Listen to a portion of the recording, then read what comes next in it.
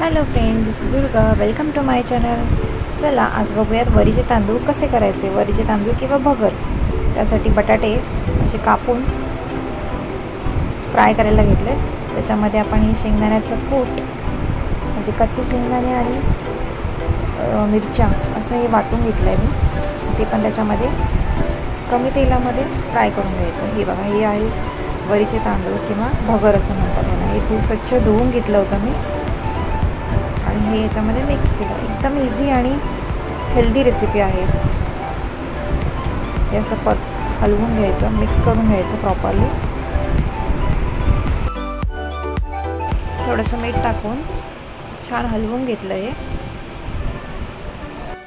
हे मोस्टली उपवासासाठी बनवतात, पण चपाती भाजी भात हे खायचा कंटाळा आला तर आपण हे बनवू शकतो. थोडंसं पाणी टाकून घेतलं याच्यामध्ये,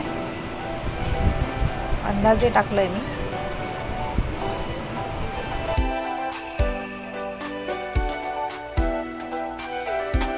आता त्याला झाकण लावून शिजवून देऊया थोडा वेळासाठी.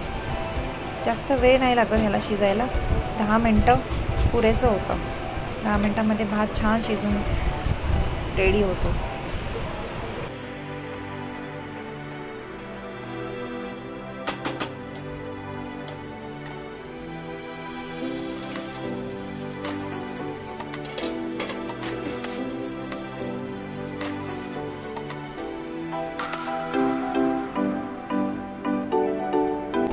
पाच मिनिटानंतर मी उघडून बघितलं. हे बघा, थोडंसं पाणी आहे.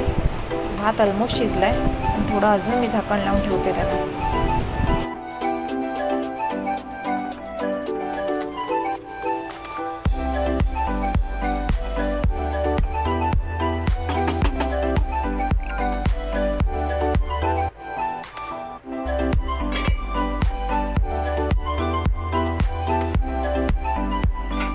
हे बघा, भात मस्त रेडी झाला आहे. पाणी पण गेलं आहे त्याच्यामधलं.